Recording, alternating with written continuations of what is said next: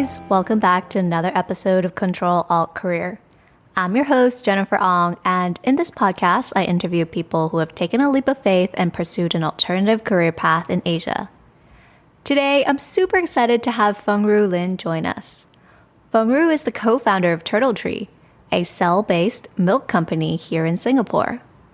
The first product she's working on is actually selling cell-based human breast milk, not just to infants, but also to adult humans. So how did she get started with all of this? It actually all started with her love for cheese that really led her to look for good quality milk here in Asia. When she wasn't able to find it, she decided, why not make it myself? But how did she end up on cell-based milk, you might ask? It was actually through a chance encounter.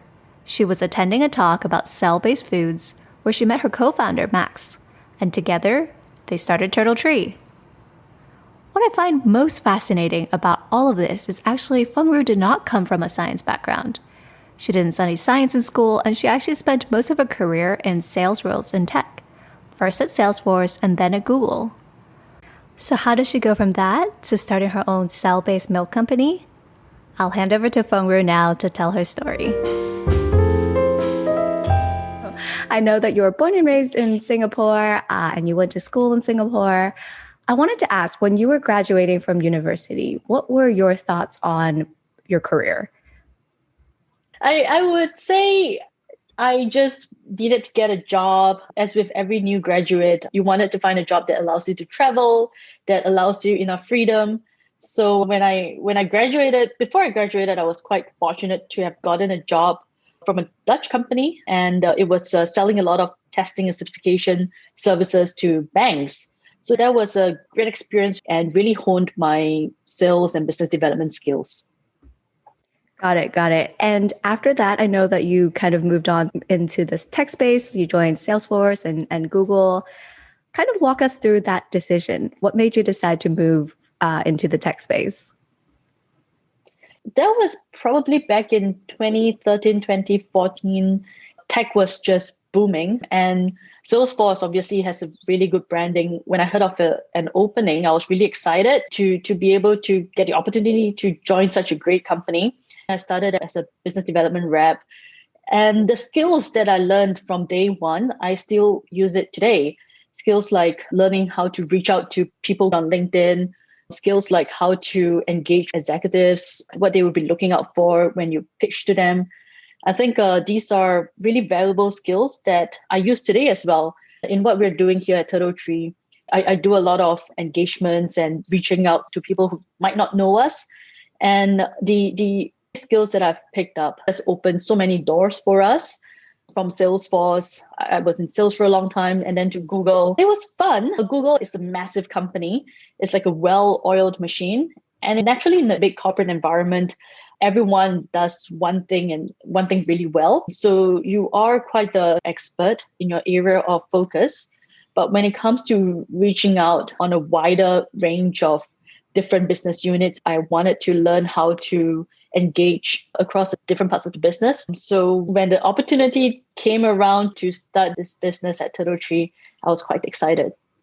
I totally feel what you were feeling back then. I also came from like a very big corporate, very well-run machine where you really do feel like you're just doing one little part of this massive thing. So yeah, it totally makes sense that you were thinking about pursuing something where you get a bit more ownership and autonomy over the whole project rather than just one little part of a super massive company. I wanted to hear a little bit more about this entrepreneurial bug that you might have had. Did you always consider being an entrepreneur? So never wanted to be an entrepreneur. The whole thing started when a few years ago, I was learning how to make cheese as a hobby. I was quite a fanatic. I even went up to Vermont, upstate New York, for a few weeks to learn how to make cheese. It was a really fun experience, and it got a little bit scientific as well. How much acid, how much rennet do you add into the milk to make it form curds? Why wouldn't it form? So all these different decisions and the close engagement and knowledge about the milk got me to recognize how complex milk is, right? You start off the same fluid, but the amount of acid, the amount of water, the amount of different things that you add into that same fluid all this resulted in so many different types of cheeses. And that was really fascinating for me. And I grew to appreciate milk and its complexity. And I wanted to replicate this whole process back in Asia. So obviously there are no cows in Singapore. So I went up to Indonesia to look for raw, fresh milk because the milk cannot be pasteurized. It cannot be homogenized, which is what the milk that we get in the stores are. In Indonesia, the cows don't get to walk around, so they don't get to exercise. It wasn't the best healthy environment for them. So I tested the milk as well. The milk couldn't form curds properly, lack of calcium and so on. And this could be an isolated incident. I would say it's not the case for every farm that is there, but there's certainly a large number of farms that don't have the best conditions for the animals. I needed a large amount of milk to be able to make my cheese. So I wanted to access a source that was quite reliable and a good quality.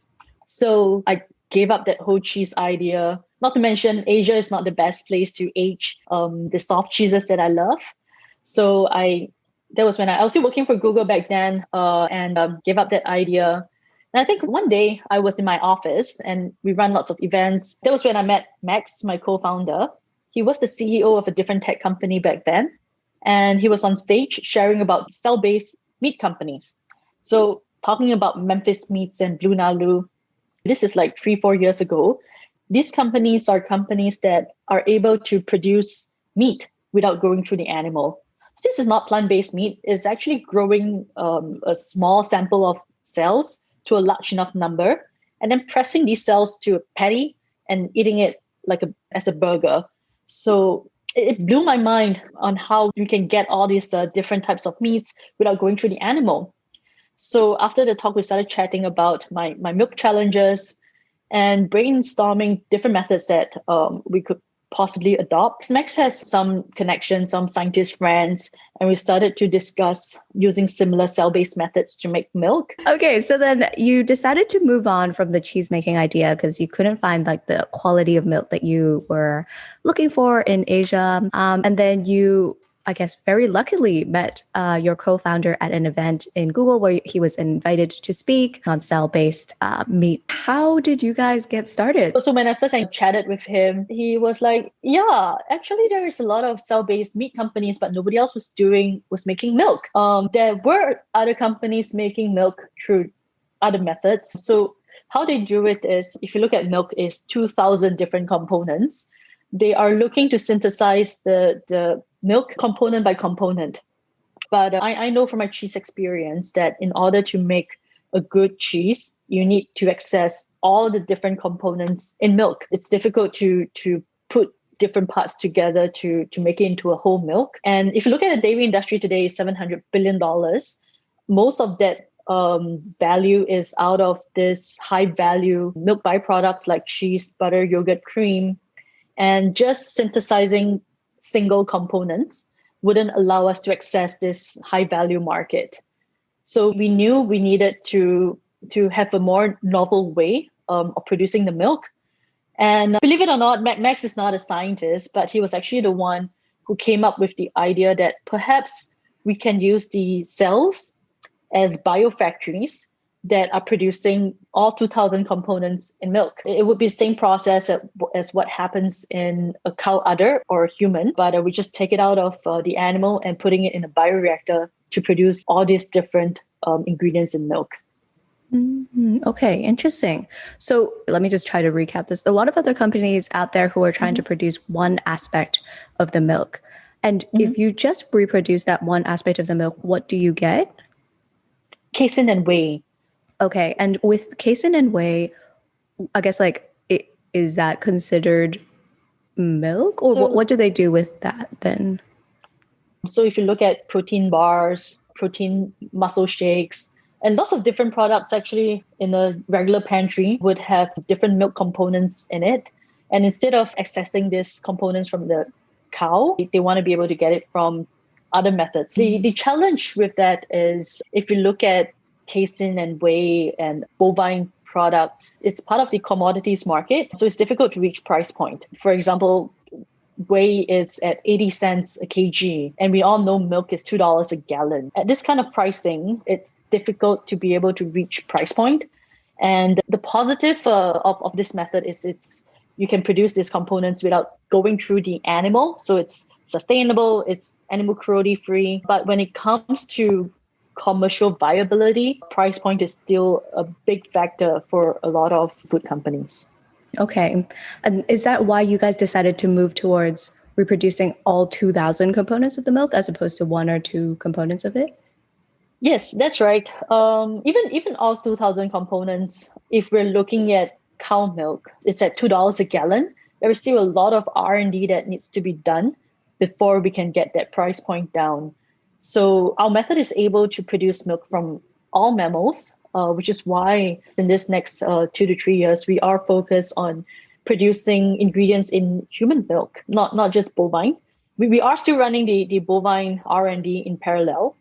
But in the early days, things like human bioactive proteins, complex sugars, milk fats, these are actually designed by nature for humans, right? I mean, we were born to consume these, and the molecular structure would be very biosimilar to what comes out of the human. That's important to unlock certain functionalities.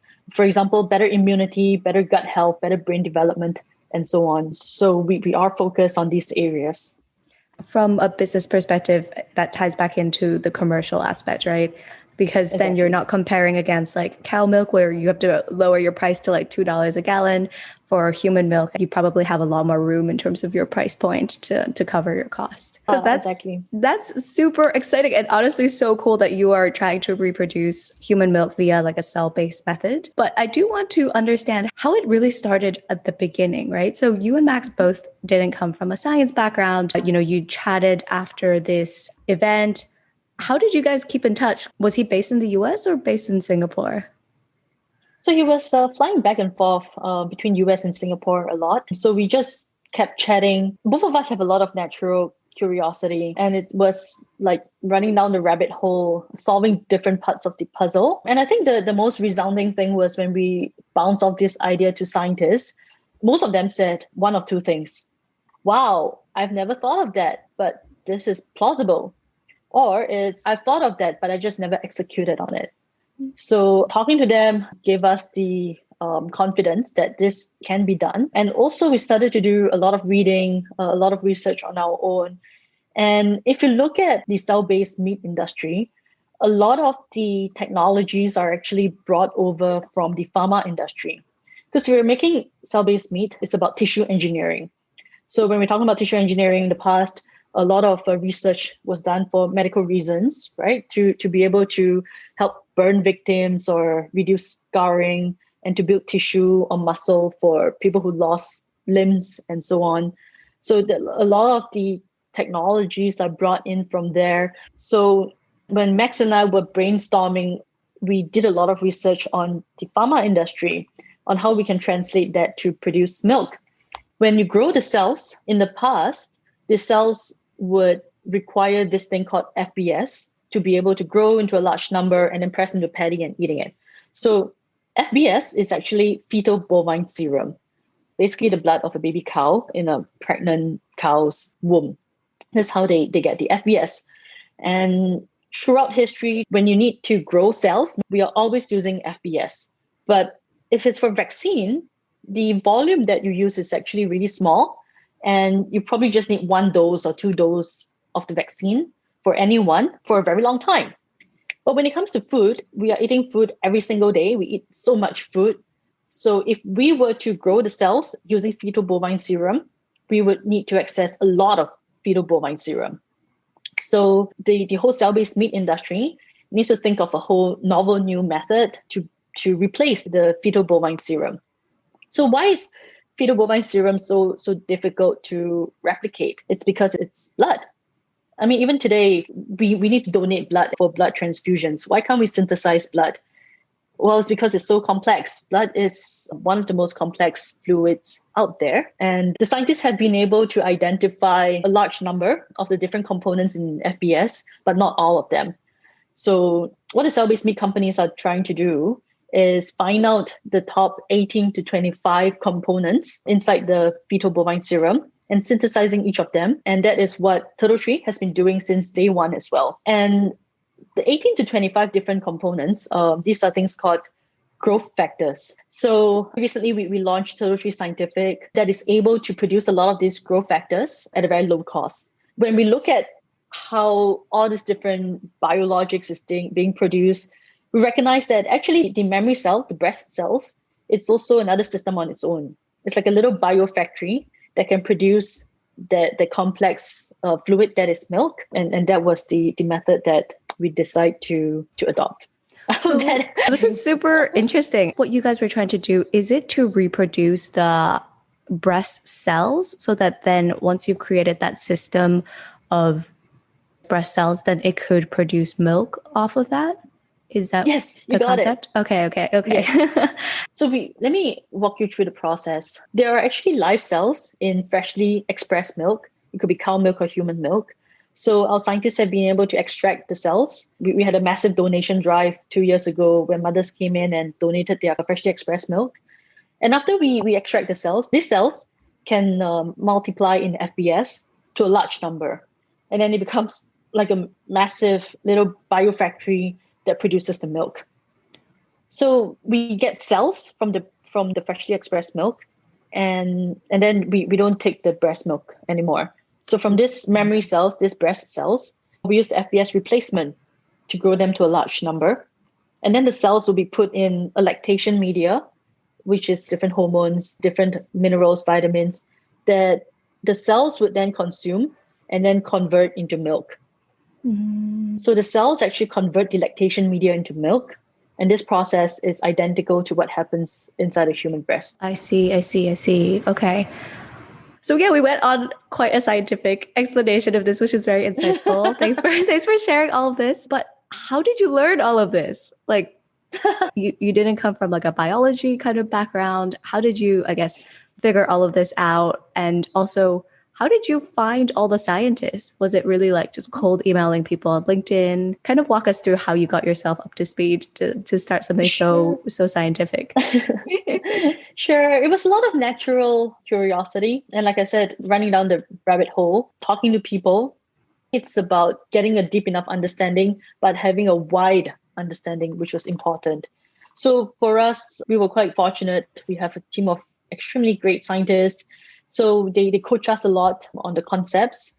We also talk to a lot of collaborators, a lot of different researchers, and triangulating information from these different sources really help us to build a lot more knowledge. And also there are some groups that are out there, people like the Good Food Institute, who publishes a lot of papers around cell-based meat and also the alternative protein industry. I learned a lot studying all of these papers. I will read it a few times to make sure I absorb all the data. And it's really just natural curiosity. You need to solve a problem and you need to read enough to unlock that problem. And I think we're just really fortunate that in today's world, we've got LinkedIn, we've got the internet. We can talk to practically anyone and just reach out. And the scientists are usually really happy to have a chat. When it comes to hiring our first scientists, Max had some friends who are in that industry. So through warm introductions, we hired and worked together with some of the early scientists. And when it comes to learning, when it comes to engaging with people, it's about being really open. For us, we talk to everybody and anyone and try to learn from them. We spend a lot of time on the phone talking to the different folks, even if somebody's from a different industry or have a different area of study. It is also quite beneficial for us. I guess, especially with this biotech space, we also have engineers. We also have people from the food science industry. So it's about connecting the dots and being quite open. So I have this saying, I think there is like 7 billion people on the planet, right? Another 3 coming onto the planet. If there is a problem to be solved, somebody would have been trying to solve it for the past 25 years or their whole career. So if you start from ground zero, it absolutely would not make sense at all. So at TurtleTree, we work on a very open innovation strategy. we try to find the best out there and bring them on board and learn from them, which is why Max and I, although we're not the scientists, but we are super open. And I think that also helped the scientists to open up and trust us as well, because us not having any preconceived notion about the kind of work that they are doing allowed them to share a lot freer, and there is no there is no competition among like the scientists and us, because obviously we don't know much. So they are quite open to sharing. But when it comes to scientists, sometimes they can be a little competitive, or they might be shy to admit that they might not know certain things. But for us, we just want to connect the dots. We want to learn from different industries and plugging them into our ecosystem here. So do you actually feel like not having that science background almost helps with the team dynamics a little bit, I guess? Yeah, absolutely. And this was not an easy thing to showcase. In our early days, I think that even when we're talking to investors, one of the investors even told us, we will invest in your company if you guys hire a Nobel laureate onto your company. So that was quite not respectful. We do have good scientists. There are very few Nobel laureates out there, especially in the area of study that we are in. But over time, we've been really fortunate to be surrounded by people we can learn from, and us not being scientists and having none of that preconceived notion really, really helped us to talk to different types of people. And was it hard convincing the first scientist to come on board, especially when it was just nothing but an idea at that point, right? How did you guys convince that person to come on board? So in the early days, when we first started, Max and I put in $500,000 of our own money so we could hire that scientist. And it's really about storytelling. I mean, learning a lot from my time in Salesforce. You're not just selling CRM, right? They are selling customer success. So for us, we're not selling milk. We are selling sustainability. We are selling anti-animal cruelty. We are protecting and nourishing the planet, the people. So it's about building this vision of the company. And scientists these days, they don't work for money. They really want to work on something they can be proud of. A lot of my scientists, we're quite proud to say recently, some of them even started taking MBA classes at night because they have been learning a lot on the business side from our business team. So they too want to have a view on how a business is run, just like how we are learning from them. So this environment, we are really fortunate to be able to build this. And are your scientists mostly based in Singapore or in the US? Most of our core team is based in Singapore, but we do have a lot of collaborations in the US, in Europe, because that is where a lot of knowledge is built. There is a lot of cell-based meat companies based out of, especially the Bay Area. And naturally, there is a lot of talent there, a lot of know-how there. Okay. Yeah. So I know you mentioned in passing as like a nonchalant comment, but I do want to highlight that you did put in $500,000 to hire this engineer. I mean, that's a substantial amount of money to put in an idea. At that point in time, how far along were you with this idea? And were you still working at Google and working on this on the side, or you had already quit your job? So I'm not the one doing the lab work. It was mostly my scientists doing it. I was still working for Google then. It was only when we were quite confident that we have a path to execution. That's when I quit my job. So I think in the early days, it was a lot of R&D, a lot of thinking, and that was mostly done by the scientists. For us, we have a joke within the company. Max and I are like the mouse that goes out to catch the rat. So we'll bring the rat to our scientists and ask them if this is what they want. Hey, it's still a very important job. crucial to have. Do not downplay. Do not downplay it. Okay, so you had hired a scientist, I guess like just one single person who was working on this at the beginning, or you very quickly hired a team? We had five. So 2 molecular biologists, 3 are cell biologists. So the cell biologists are the ones who work on the cells, do the cell engineering, getting the cells to lactate. The molecular biology team is the team who is building the FBS replacement. We knew from day one that was extremely important. So we made sure that we had 2 of these teams plugged in. Hmm. And this was, I guess, a business decision, right? Like this was something that you and Yes. Max like learned through your own research, and then you decided this was the way you wanted to structure it, and then you kind of let the scientists do their thing, but you kind of Yeah. set the overarching structure of this. Okay, got it, got it. Yeah. So it was like a team of five that was starting at the beginning. When did you feel ready to leave your job? We needed to do a lot of research around whether or not we have a clear path for the patent filing. So our patent lawyers are actually Wilson Sonsini out of the Bay Area, and they are the same folks behind Impossible. We knew that that is the biggest asset for Turtle Tree, so we wanted to go get the best lawyers for that. So once we knew that the patents are pretty all right, that was when I left my job. Okay. And was Max also working on his prior company at that point in time? He's kind of left his previous company already. So he was just traveling and giving different talks. So he was quite ready to make the switch as well. Okay, so timing worked out really well. Yeah, Cool. it was And so you perfect. guys filed this patent, and I know that you guys Mhm, also applied to some competitions, right, in Singapore. Maybe tell us a mhm. bit more about that as well. Sure. So last year it was COVID year, so we were quite fortunate that the competitions went on, even though it was all on Zoom. So the first major competition that we won was the Temasek Livability Challenge. That is run by the Temasek Foundation, and they have been so supportive since then. There was $1 million of undiluted funding that really helped to accelerate our work. And we also won the Entrepreneurship World Cup.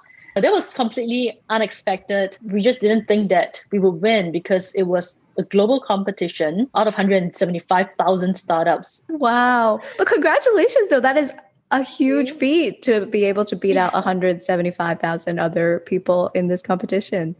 When you guys were applying to competitions, were you guys doing it because you were thinking, oh, I need to fundraise to continue to keep the business going? Or was it, I needed to get some sort of credibility so that it would be easier for us to sell the product later on? What was the drive towards like entering into these competitions? It was all of that. And really, if you look at the evolution of a startup, these competitions usually have a lifespan. And you can't do it if you're too mature in the startup, and you can't do it if it's too early in the startup. So last year was the sweet spot for us. And we knew that we needed to build credibility. The funds were really nice. And the support from these two organizations have been incredible.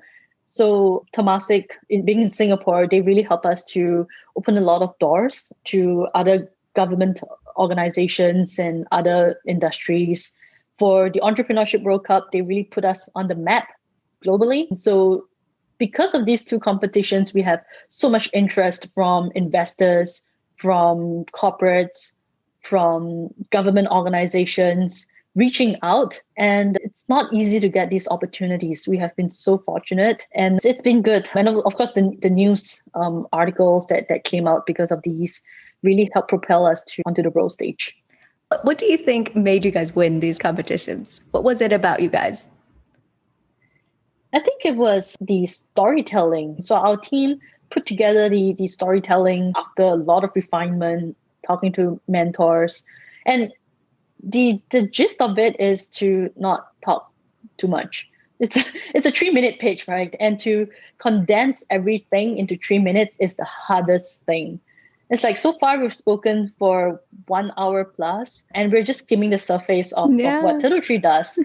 So try doing that in 3 minutes. I think for us is really the team being able to just talk about what matters to the audience, and what matters to the competition, and what matters to Turtle Tree.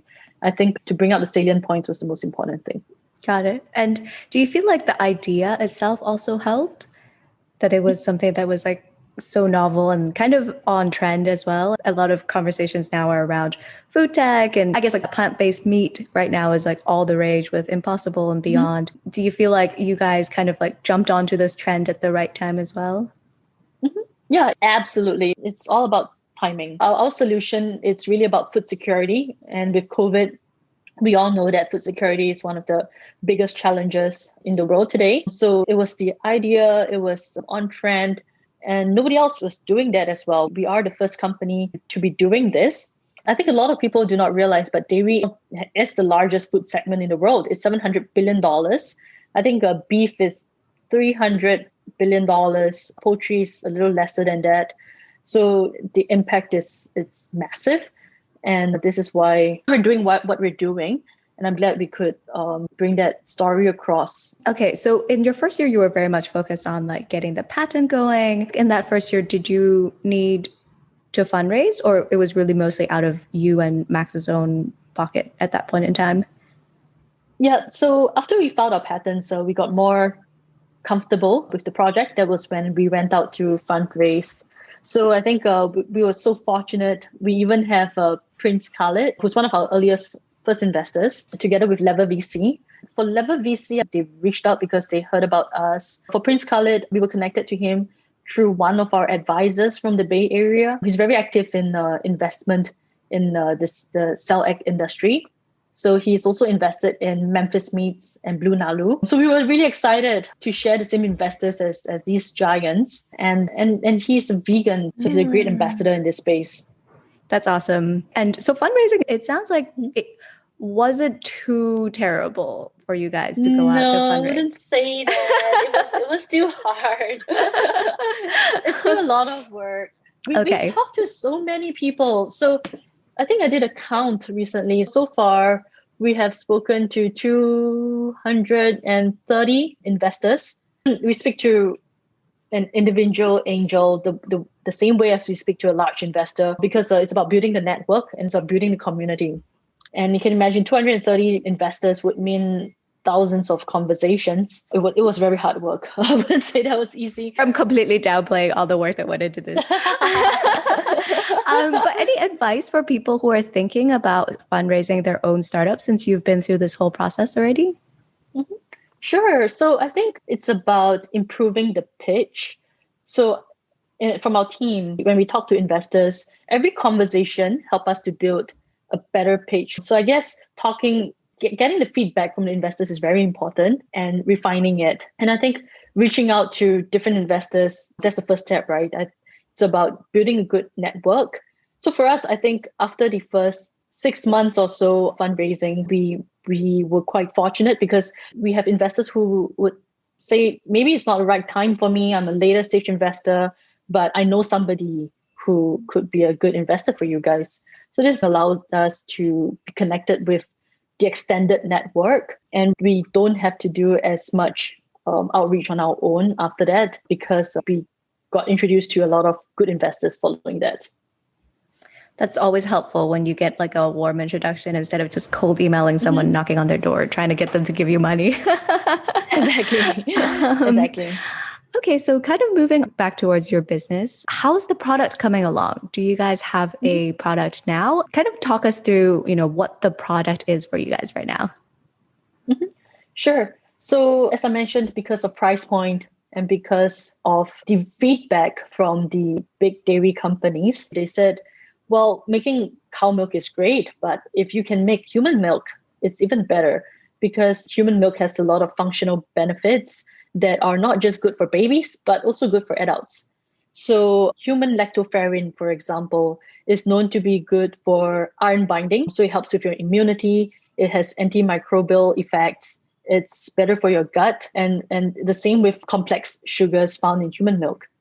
So in our early days, we will be producing certain milk blends. So these are blends of human milk ingredients that are better for you, better for your gut, better for immunity. And these include certain bioactive proteins, complex sugars, and fats. And we call this the Turtle Tree 1 blend. And the Turtle Tree 1 blend can be added into, say, a Danone cup of yogurt, or an ice cream from Nestle and so on, to give it additional benefits. So it's not just good for babies, but also good for adults. And in the infant nutrition space, it's also about closing the gap between infant nutrition and human milk. Because infant nutrition today is made up of bovine powder, vegetable extracts, and lots of different things that make it more human-like. For us, we're just replacing ingredient by ingredient. Instead of using bovine powder, casein or whey, we use human casein or whey or lactoferrin. And this helps to close the gap to make it better for the baby's digestion and so on. So in the first 2 years or so, it would be these blends that are naturally found in human milk. It will be focused on adult nutrition, specialized nutrition. And in the next 2 years, it would be also introducing this to infant nutrition. But to introduce any new ingredient in infant nutrition takes a few years just because they're so stringent. And rightly so, because we're feeding this to babies. But there's a lot of work that needs to be done before they would be on shelves of infant nutrition. So in the early days, it will be focused on adult nutrition, specialized nutrition, and so on. That's very interesting. So just to recap, your product now is cell-based human milk that you guys are trying to create. And you guys are thinking two routes with this. One is to replace milk powder, and the other one is to sell to adult humans and market it as milk plus, which this concept, when you first told me about this, I was like, wow, that is so interesting. And I wonder what people's reaction would be like when you tell them you're doing this. Have you done work around this to see how people react to this idea? So we've done a number of focus groups talking to people. And I think the two most important things to the public is really, number one is safety, obviously. But I think for us, as long as we can pass Singapore Food Agency's regulatory hurdles, that the safety would be passed. And the second one would be taste. To young people, even if the taste is the most important thing, and we are working to be able to build a product that is good tasting and also fits the lifestyle of certain consumer groups. So all of this, we are working with our marketing, with the flavors and fragrances companies, and our dairy collaborators as well. When you first told me about this, I was like, oh, I don't think if I just saw a bottle of milk in the supermarket and it was like, oh, this is human milk, and it like highlights all the benefits you get from it, I think I would still be quite weirded out by this concept, right? Because I was like, I understand like cow milk, sheep's milk, oat milk, almond milk. I think the human milk part, I would personally be quite thrown off. But I think that's also why this is quite exciting, right? Because I'm sure when people first heard about oat milk or almond milk, they were probably also like, ew, like what is that? And so I think a lot of it is really just around like education, marketing, and branding, and seeing how you can take this to the next level. Do you guys have any early thoughts around how you guys are thinking of marketing this to more everyday consumer and kind of getting through these mental hurdles that people might have? Sure. So when it comes to these challenges, right, if you think about it, if say 15 years ago, I asked you to get into a stranger's car or get you to go into a stranger's home, you would never do that. But we do that every day now, right? So it's about educating the people, getting them to understand what this is about.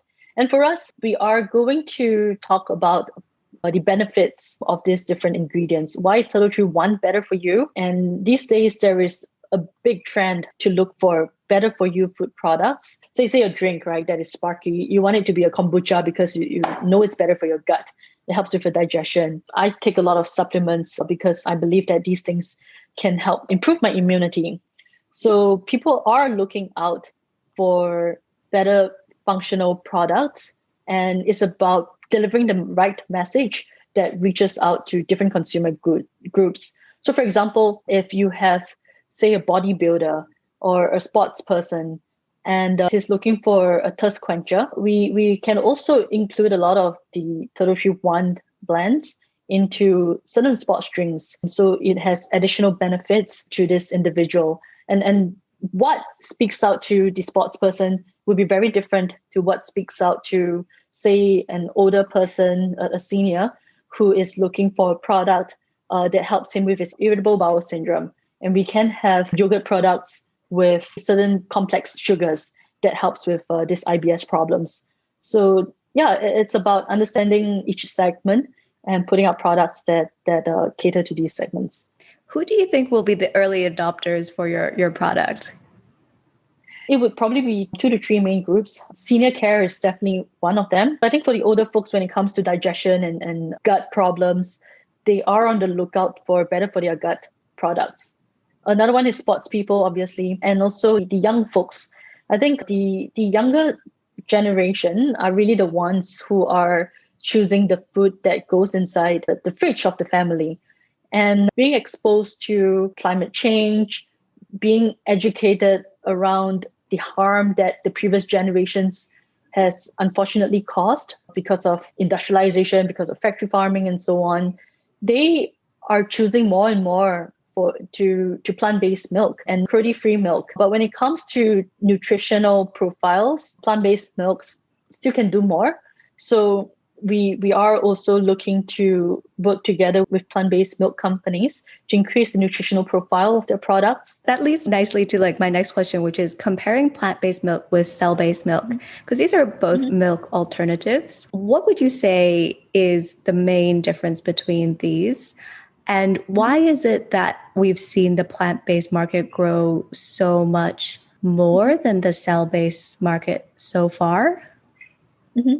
Sure. So the cell-based milk market, it's quite new. I mean, we're the first company and we are very much ahead in R&D, but it's still a few months away from launch, whereas the plant-based milk has been around since the start of time. I mean, we grew up drinking soy milk, and after that, almond milk, cashew milk, and so on. The biggest difference would be the functionality. So what do I mean by that? Plant-based milks are great for fluid drinking milk, right? You can add it to your coffee, you can drink it on its own. But the fluid milk market is actually a very small percentage of the $700 billion dairy industry. Much of that $700 billion industry is made up of the cream, butter, cheese, yogurt. And these are only accessible through real milk, real cow milk, right? You do have plant-based cheeses, but they taste more like a nut spread. You can't really stretch it. You can't make mozzarella out of it. So that is one of the biggest differences. And as much as people are adopting plant-based milk, it still takes up less than 3% of the dairy market. It's actually really, really small. And most of it it's really still the high value dairy byproducts. Okay. And do you see yourself going into the space of cheeses again in the future?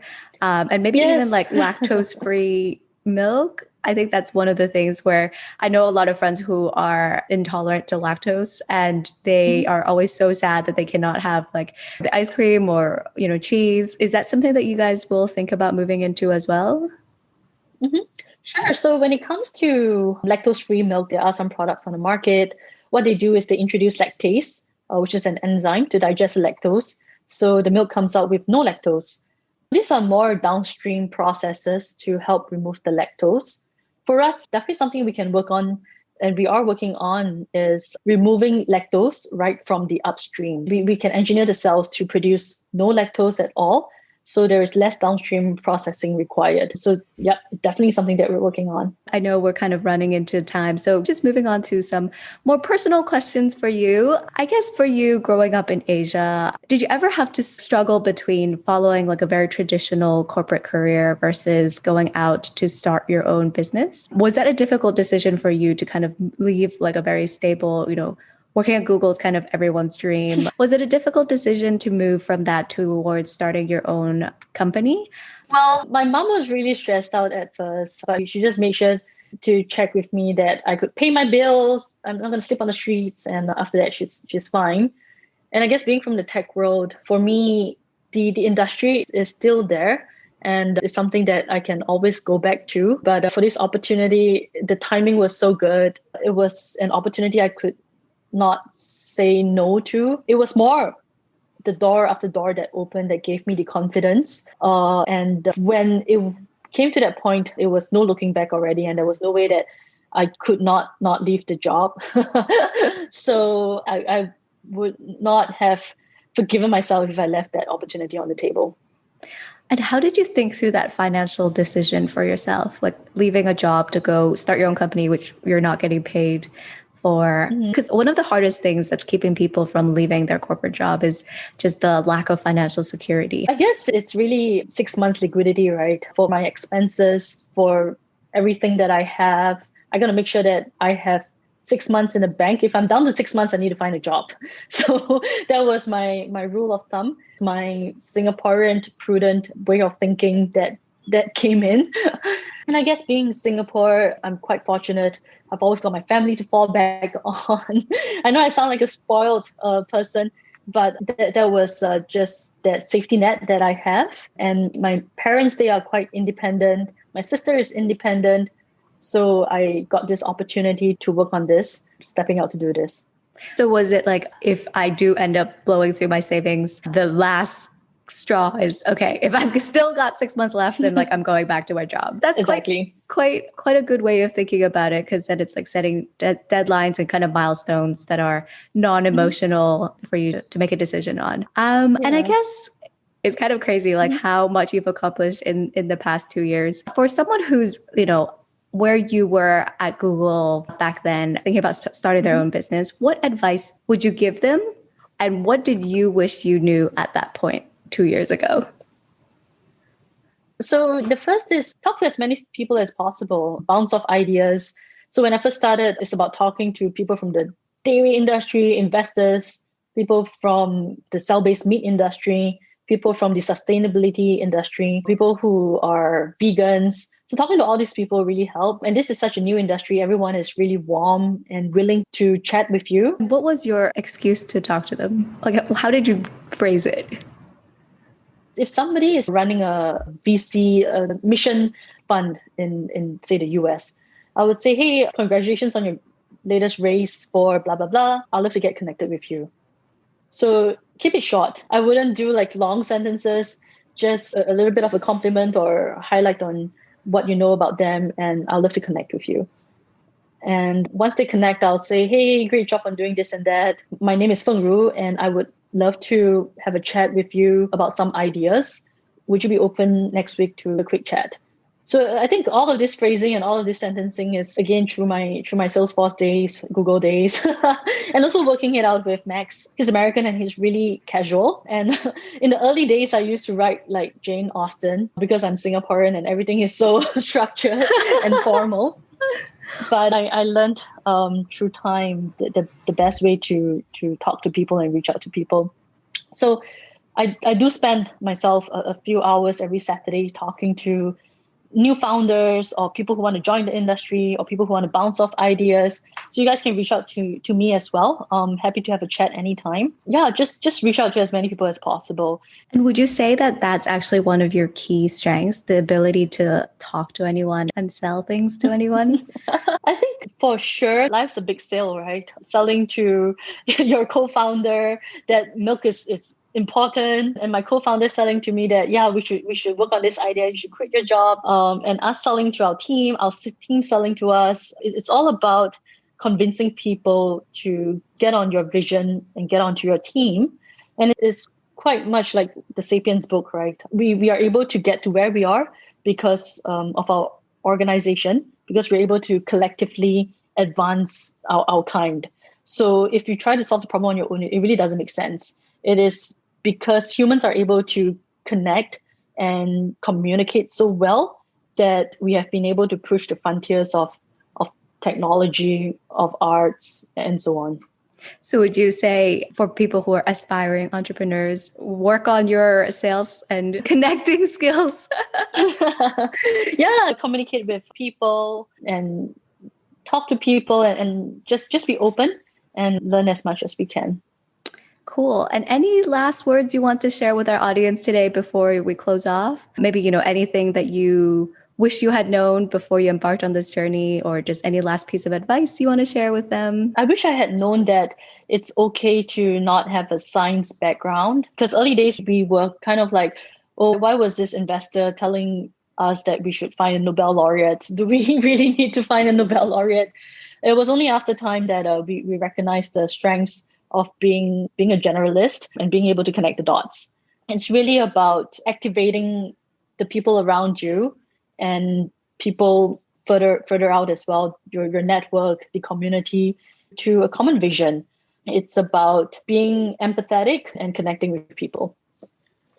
Cool. Well, it was really great talking to you today, Fengru, and I am honestly so excited to see where Turtle Tree goes. It was so interesting learning about your journey and to hear, especially I think your last point about being a generalist, because I myself am a generalist. I think that's so comforting to hear.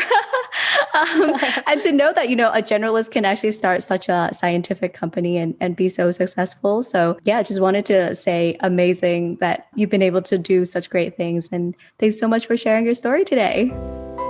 Thank you. Thanks for having me. And there you have it, my conversation with Fengru. Here's a couple key takeaways that I got from this conversation. I believe Fengru was able to build a company steeped in science despite not having a science background because of a few things.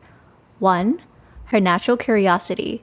She was just so fascinated by this space that she would spend hours and hours getting up to speed, reading scientific journals, talking to scientists, learning everything she could about the space. Two, she had no fear of cold emailing and asking dumb questions to people she didn't know.